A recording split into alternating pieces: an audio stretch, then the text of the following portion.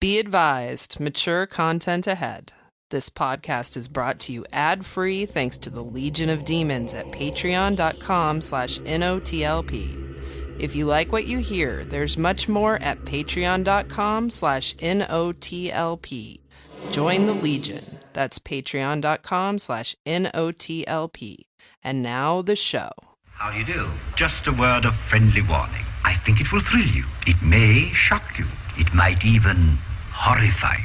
So if any of you feel that you do not care to subject your nerves to such a strain, now is your chance to, well,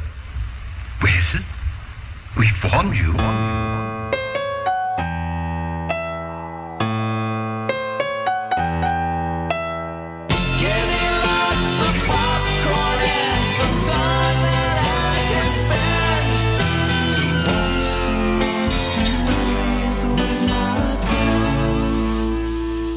Hey, it's Halloween time. Mm-hmm. Yeah, it's Shocktober, Rocktober, Glocktober. Cocktober.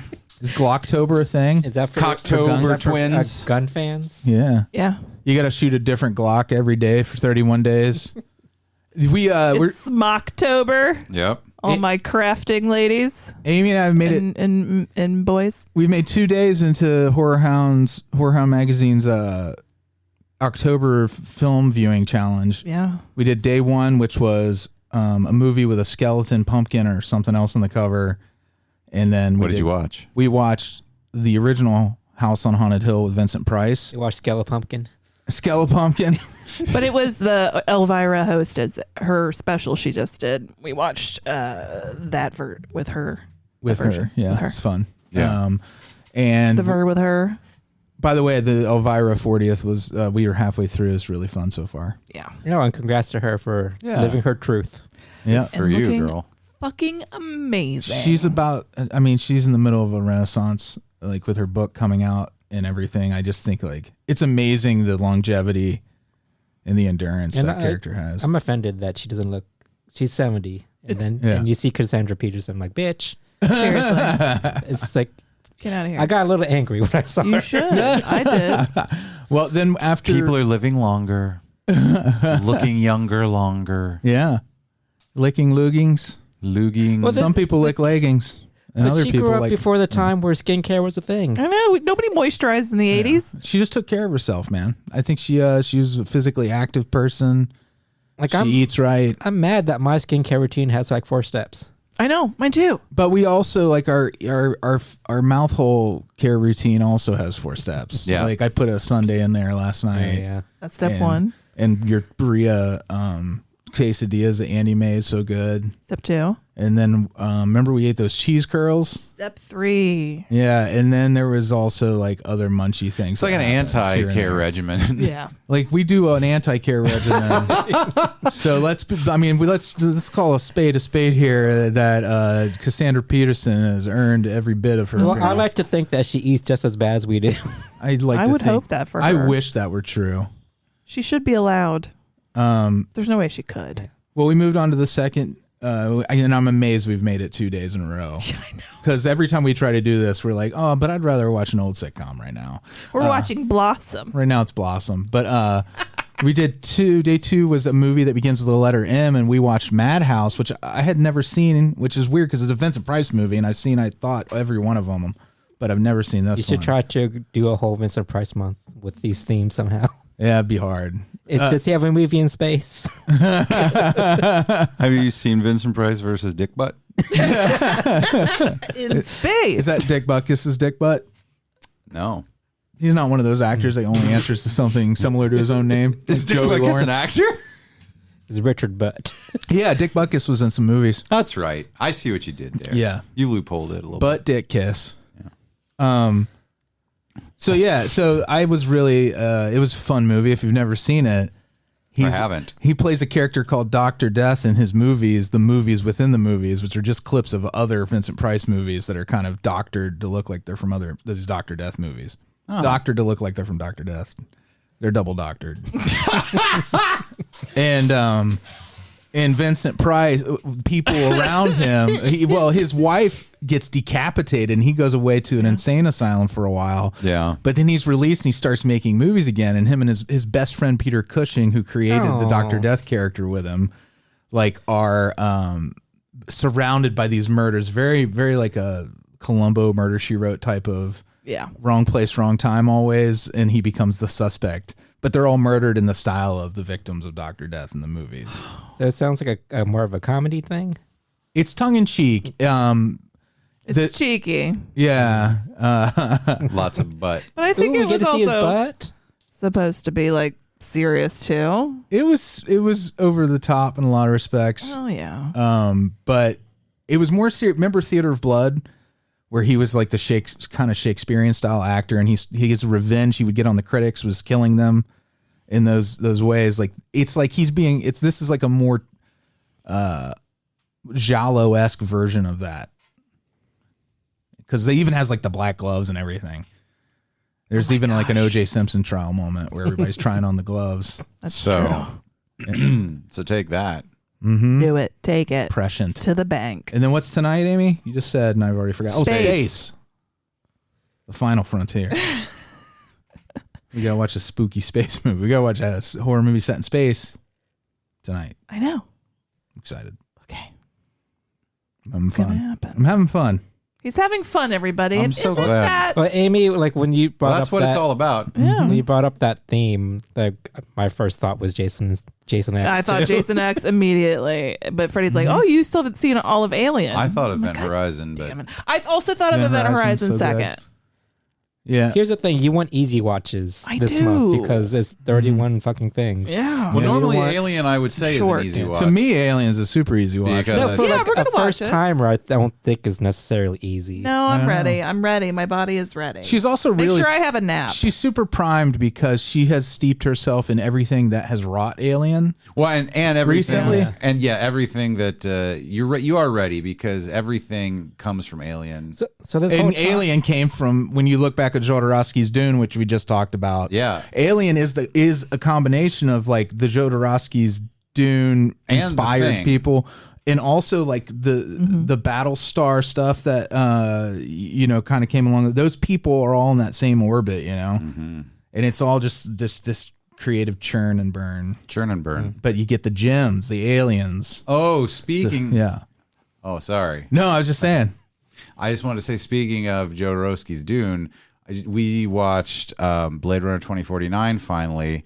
I Holy love that movie. Balls, that I like movie it- was awesome. I think it's better than It's the a original. it is a billion times. I'll come at me, Blade Runner fans. 2049 is a way better movie. No, I think Blade Runner is really cool visually. It's super cool But style over substance. I was think bored silly. 2049 has a very deep story In to it. 2049, you were? yeah. No, I haven't seen 2049 because you didn't? the original movie bored me so much. Well, here's the it's funny thing about that. Again, Blade Runner and Alien in particular, one will make you enjoy the other more because later on it becomes a they're shared universe. The shared universe. And they do a good job of taking things that may have not been intended to be a shared universe and bringing them together. Just from like being a fan of that type of storytelling, I think you're gonna appreciate like what they do with that. Okay. I'm just saying. It's just such a good fucking movie. I'm so hyped now for his Dune. I already was, because I'm not a Dune fan on any level. I did not care for the book. I have not cared for any movie that I've seen. I didn't like David Lynch. What? I don't know what that is. I'm just whispering. That's all the that's David Kyle Lynch movie MacLachlan. was. Oh, okay. Where they had all the internal, they did thought bubbles, but for movies. Yes. But I was already kind of, because I want to like it. Like I like the idea of it, and I know that Star Wars is sort of a lot of that comes out of Dune, and so I was already psyched, but now I'm super psyched. Have you seen Arrival? No. That's another one of his Oh, movies. I didn't know that. I wanted to see that too. And I love his name. It's so cute. What's his name? Denis Villeneuve. Oh, okay. He just seems like a little elf. I should know these things, but I don't. Oh, but anyway, if you haven't, see Blade Runner 2049. The shit is good. It's got a good, let me tell you what real fast. Ooh, It fucking, tell us. it pays a lot of homage to the original. It pays homage to other, like, I feel like there are moments that are supposed to tie even into like the Spielberg Minority Report, just other kind of Philip K. Dickian things. So I feel like it kind of tries to give you When a director does that, it's called a dick move. But in a good way. Yeah, but it's a positive. Yeah. You know, it can mean more than one thing. Yes, Like, exactly. what a dick move. Thank you. I'm glad you see that. A lot of people don't. Thank you. I make dick moves in almost all my work. He pulled a dick move, and but then also there was all this stuff about, like, it felt very real, it felt very possible, and a lot of things packed into it. Plus, just still a real good noir style fucking mystery that you're gonna be like, what? I've forgotten enough of the plot that it would be fresh again to watch. I'm ready for a rewatch. And it's fucking gorgeous. Like, it's just A+. I'd watch it again right now, man. It's so good. Yeah, I forgot that you didn't see that with me. No. It's you really so did. fucking You good. really It's long, did dislike Amy. the original, didn't you? Which cut of the original did you see? Do you remember? don't Because remember. there's 3. I You think. showed it to me. Yeah, and there's the So one. whatever you would have given me. The one I grew up with, if I remember right, had the narration in like the old detective movie style, like the film noir style. But then there's one without it, which I think is the one that the hardcore fans really like more, because they play very differently. It's like they're like different movies. It's worth watching both. I've seen all the versions. I just get them mixed up. Which one has? And then which. there's the Lucas version where he adds these special effects. And I do. Afterwards. And then I there's do the like Zack Snyder cut. Oh yeah, the Snyder cut. Don't forget. I listen. I like the original Blade Runner. I really do. But it is definitely more. It's a very straight shot, style over substance thing for me. And I do think this is a much better movie. But that is a great movie, and it is iconic, and it led to a lot of things. So I don't want people to think I'm taking away from it. How dare you? Yeah. I just think this is better. From an entertainment standpoint. And from just a story. I mean, I think this bests it in every way. But Even, Yeah. like 2049 made me feel things. yeah, for sure. Oh man, It was more emotional to me. For me 'Cause too. You know, like the Tears and Rain speech at the Blade Runner. That gets me. That- right? no, I love that. Yeah. But that was the whole movie of 2049 for me. It was so many Tears and Rain moments. Well, I love the I don't know what people are talking about. It's just Amy, let me just put my glasses up. I just feel my like after the mega dose of TV sci-fi that you've had that has explored the ideas that they explore in the first Blade Runner, like you're gonna come at it and you're gonna have different feelings if you watch it again now. I think refuse to have different feelings. because they've refined something that you've seen play out over and over again on every sci-fi show. They've refined it in a new way, drawing on old material, like the novel, and then it's just like really a beautiful thing about like our responsibility with AI and cloning and all that, and it's just real sad. Cool, can't wait. Sounds great. But Let's do it right now. it's beautifully sad. It's beautifully sad. It's sad like It is. Take your sad and you shove like it when up your butt. Picard had a son, you know. It's an outrageously good movie. Picard lived that whole life, Yeah. a whole lifetime on that planet, Mm-hmm. and then they just brought him back. And then But he can was still just play a- the alien flute. That got to me. What are we doing here? A Halloween TV Well, a show. specials. We're doing a show. Did we even talk? Did we even Patrons. say what we were doing? Halloween TV specials. Yeah, baby. Halloween TV It's specials. that time of year. I never thought this particular series we do every year. I guess if you're a new listener, you could be confused. Like your mom, for some reason, was like, "Oh, those all for yeah." We watched 3 Halloween specials last night for today's show, and Yeah. Amy's mom watched them with us. Yes. And she's like, "Oh," and I'm like, "Yeah, that's basically our main attraction. Instead of a movie, we're doing." 2 hours basically worth Yeah. of. Yeah. Everybody's picking something. So today, Freddie and I go. Yep, that's right. I chose Mr. Corman. Sadly, just canceled, but the episode from that series. Sadly. We thought so. We actually really I love enjoyed it. We were kind Yeah. of bummed that we're not getting any more of that. Did you watch the whole series? Or? No, Oh, it's just so that good. episode. So I need good. to dip my toes in that because I watched those first couple episodes and I just couldn't get any It is. further. It's an arc thing. You're not gonna like.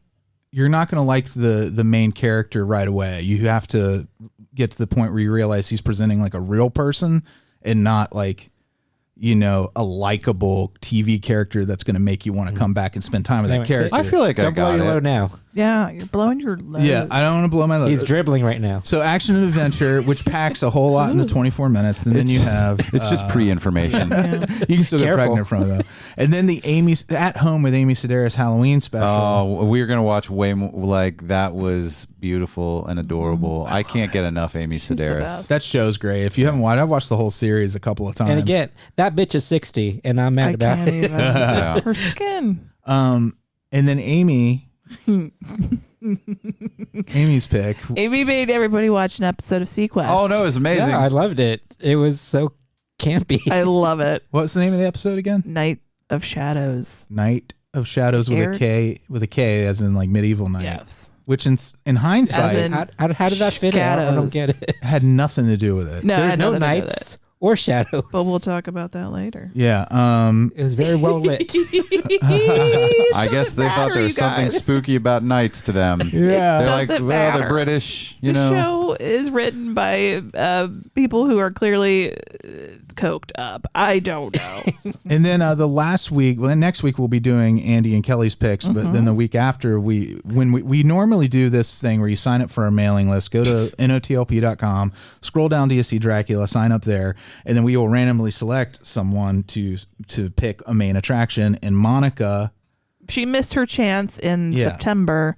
So because Hispanic Heritage Month was last month, Lewis picked. But then I'm gonna get with your girl, and Right. we'll figure out your pick, and then maybe we'll do a little something extra along with it. yeah, and then Yeah, boy. so It's fun. We have fun with this every year because what I like to do now, when we first started this, I was bad at it. But as I'm watching things throughout the year, I do too now. looking out and for it. something happens that it's either a Halloween night episode or a Halloween thing, then I will make a note. Yeah. It's And very- Seaquest was the first one I got to. Yeah, I It's so actually nostalgic too, because I don't feel they do this as much anymore. no, and I have to ask you guys about mine afterwards to see if you'll be willing to.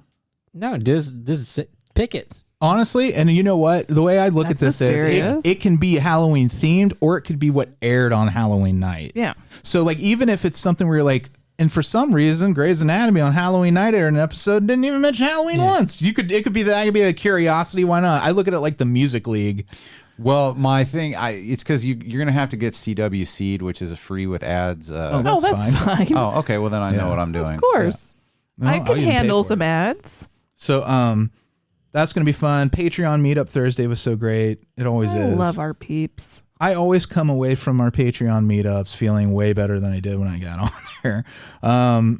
Andy, you might have a rival in the atrocious pun department. Neil's pretty good at it too. They're real bad.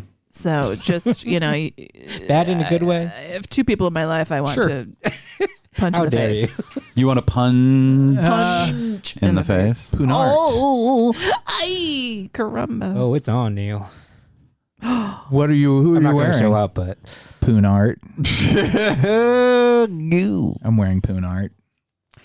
Also, Patreon, you can get our weekly Topicana where we ask a question and then we all answer it. Yeah.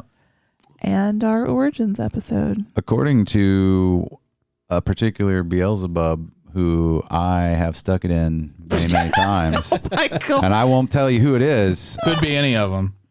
but supposedly merch is shipping soon. So Oh, I saw that. Dustin got his mug. I know that. Yeah. We yet none of us have bothered ordering anything for ourselves We yet. will. We need to. That'll be fun. but I do. I get it secondhand a little bit. You I mean, do. You get to kind of I get it can't through. fit through Elise's shirt, but I can. You could ruin it. I can drink out of the mug.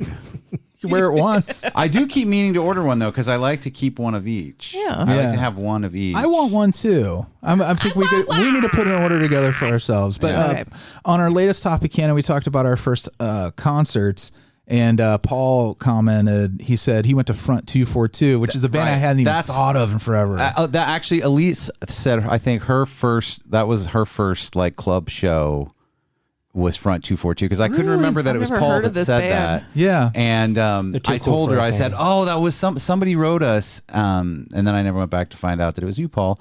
But now I know, and she'll be excited to hear that. You guys can like fist bump. He says, it was after I graduated from high school. I was poor. I had to make my own money to go to a concert. Funny thing is, I actually didn't have to pay for the show. My buddy at the time won tickets. The show was incredible, too. That's awesome. Can you educate us what Front 242 is? Yeah, I don't know what you're talking about. We'll play after the show. I play it since I can't play it on the show for you. What kind of music is it? I would consider them what we used to call alternative music. But Industrial? would you consider them an industrial band? I don't know. I didn't listen to them. They're considered, let's take a look-see. I'm looking right now. It says industrial. Okay. They're considered industrial. AC, our mutual friend AC Hugely really into them. liked Front 242. Yeah, he was also really into Tool, 9 Inch Nails. 9 Inch Nails. He turned me on to a lot of those Me too. bands. Yeah. Should I know who Front 242 is, or No. were they kind of not obscure, but Yeah. not as popular? If you don't know, then you shouldn't know. Well, no, it's because I feel like my musical knowledge is kind of basic, You have your own thing. and that's why I don't do the music leads, because like everybody has all these super cool obscure things. You I'm know like, what though? I I don't submit Billy feel- Joel songs in the music. No, league. that's one of the things we love about the Night of the Living Podcast League, because like it is cool. Like one of the other leagues we're in, like nobody wants you to post like songs that everybody knows. Yeah. And like sometimes the fun for me is posting like the obvious one. Like Yeah. in one of the past ones I submitted Ramble On and it was perfect. Yeah. For the category. But people were like, well, I can't really vote for Led Zeppelin. I'm trying to find new music.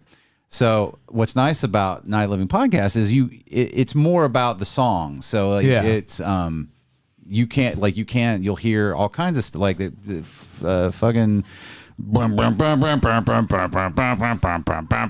Sweet Dreams was on this last one. That was me, by the way. Which Yeah? is Nice. which I see. The thing is, like, if you don't know what a music league, it's through Spotify. It's basically just every round you have a group of people who submit a song based on whatever theme the person running it is. And this theme was 2-person Duos, yeah. duos. And I submitted "Sweet Dreams" by Eurythmics, even though it was a hugely popular song, because when I think of 2-piece acts, the one that impressed me the most is Eurythmics. So it's like I don't have to, but then I'll dig for other stuff. You know, Yeah. like if it's something that isn't obvious, That's part of the fun is trying to find what your song's going to be. Yeah, I really enjoy doing that, but that's also kind of the reasoning that we're using for I think eventually we will run out of Halloween specials in the traditional sense and have to broaden We'll the have to get definition. creative. I don't think that's possible to run out of. Well, I think choices. you'll find stuff. I think it'll get more open. Watch as It we go. Blossom. There was one Halloween episode so far, but I just felt it was mediocre. Yeah, I want to find good shit talk, stuff that actually sparks a conversation, like Amy's pick. But bad shit starts good conversations. We make the conversations fun. We make them fun. But We make anyway. the conversations. So as we were talking about Music League and the meetups and all the extra content, patreon.com/NOTLP. Sign up there, you get all that fun extra stuff. What a community. Just the best. Agreed. He's so cute. Just the You're best. so cute. Agreed. The best. He's bursting with love. Okay. I am. It's getting all over me. I think I'm curious to see if Andy becomes a Front 242 fan or not. Why are you giggling? Because he's a late in life Front 242 fan. No, I'm really only giggling because I hadn't thought about them until this came up. Yeah, it's been so long. Yeah. It is weird. It's like a blast from the It's past. just an interesting name for a band too. yeah. Them and like Front you know, 242. somebody brought up the Screaming Trees not that long Love ago. Screaming Trees. That might have been me too. us. Yeah. Yeah. And I was just like, I used to listen to these bands, Fugazi. Like there was all these groups that I love doing the music. Like, it reminds me of stuff I used to love that's new to me again. See, I've never heard a Fugazi song. I don't think I can name one. Oh, you have. You've heard one. They had one really big hit. I just know them from stickers. Yeah. Yeah, we have to have a music moment after the show. Oh dear. They got that song, I'm So Tired. Yeah. I mean, just on the way here, I was listening to John Denver. Is that still considered okay? Of course. John Denver is awesome. He's still all right, I think. He sang with the Muppets. Mm-hmm. He did. He wrote some great songs. Rocky Mountain High, baby. Mm-hmm. I was always going to burst in a song, and I'm like, oh, girl, that's not going to go well for you. I've been learning to play Like some I was John listening Denver to Annie's songs. song, which I realized that's the name of the song, And I was like, oh, this is so sweet. Yeah. His music had all kinds of heart.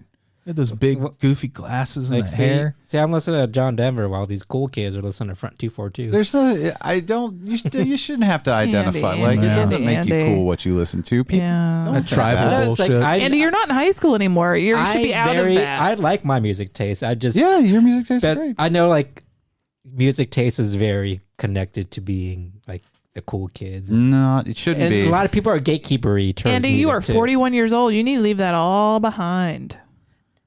Yeah, that's some old teenage baggage. How dare I let go of my depression and anxiety? Know. That's a trapper keeper full of regret. I need to order a trapper keeper. I started to say trapper. Can you still creeper. get them? You get them on eBay, baby. Oh, but no, I want a vintage one. I want a real like a Transformers one.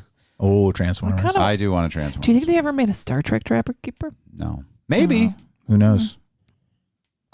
All right. Okay, cool. So let's. You guys, you want some roulette? Don't Sure, you? why not? I feel like you might. I might. You might want to play the game. Hello, boys and girls. It's time for straight-to-video Russian roulette.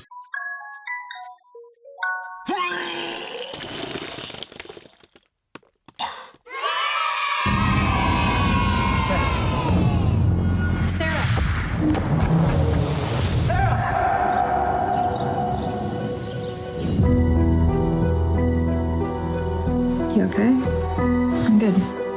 Really? Really. You'll be okay to attend for the full 2-month period? Yes. So we really just show up and sleep. We just need you lying there in REM. REM. The stage of sleep where we dream the most vividly. How many of us are in the study? I can't tell you that. What are you studying? I can't tell you that either.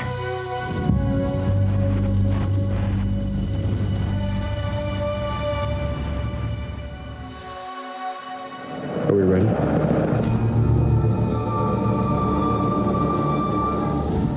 Stage 1. The eyes close. A reduction in activity between wakefulness. Stage 2. The slowing of the heart rate. Their bodies are preparing them for deep sleep. What were those pictures Anita showed me this morning? I can't tell you that. I don't want to do this anymore. Now we wait. We'll either be hailed or crucified based on our treatment of this breakthrough. What's happening? This is exactly what he's been waiting for. Don't you ever feel like you're seeing something that you're not supposed to? Wake up. Oh boy. That was a very overwrought trailer. A little bit. Okay, so the movie has come true. It's on Hulu. This is a weird one for me because I felt at times bored and entertained, bored, entertained, bored, entertained, and then it ended on what? Like I have no idea how what they were trying to do at the ending. I mean, it was very.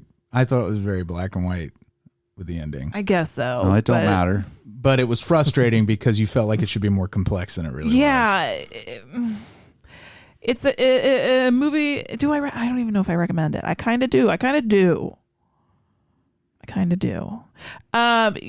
We've got a young lady. Sarah. It's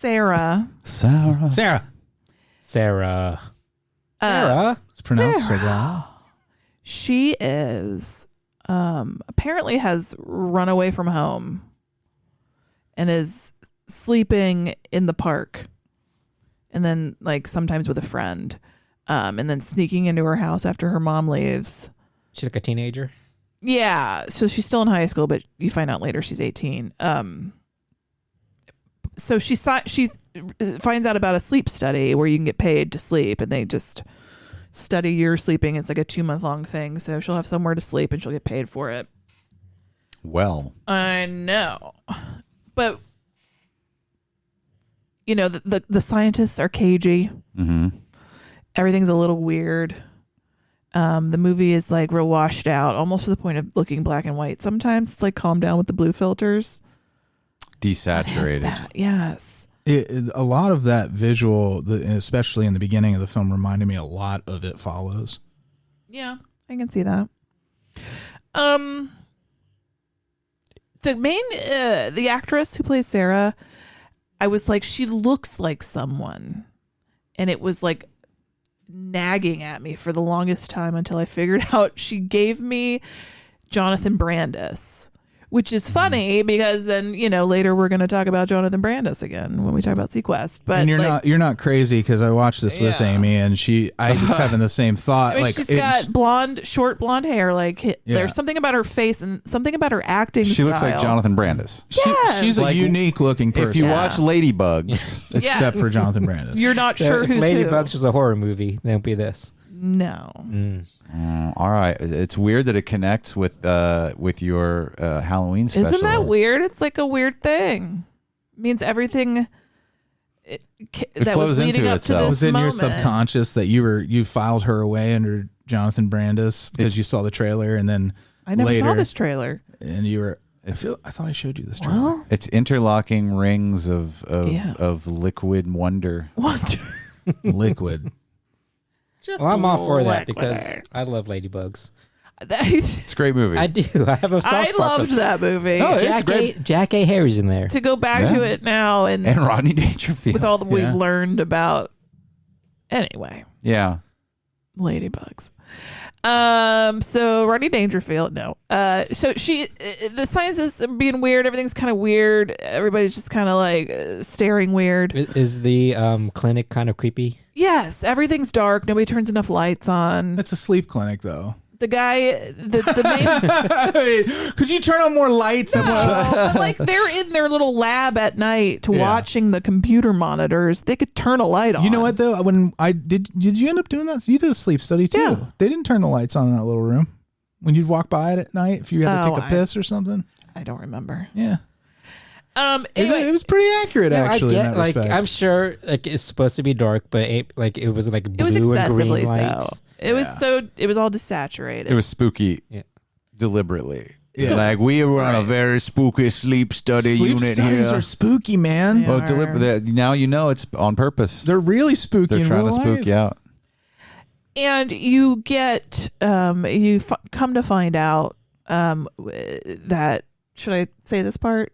Say it. Well, is it a big spoiler? Well, don't spray it. No, I think it's fair enough if you've seen the trailer or read any description of this, that they've created a technology that they have this thing that looks like the still suits from Dune, another coincidence, that monitors it takes your brain signals and converts them into a visual on a screen. Like Neuralink. They programmed it and it made sense. In the movie, that had a really good sci-fi kind of explanation for everything, because it was something they designed it by having a monitor use your eyes as cameras. Essentially, it was able to decode the electrical impulses from your brain and turn them into images in low definition and black and white on these monitors. And they found that it worked when you were asleep too. Yeah. So it would take your brain, whatever visual stimulation your brain was actually receiving, even if it was from your own imagination, and make it appear in video. Oh, that sounds like too good of an idea for what this movie seems like it might be. What are they doing with these images that they're getting? Well, this is the first time they're trying to get images from dreams, and what they're discovering and they're aware of is this shadow thing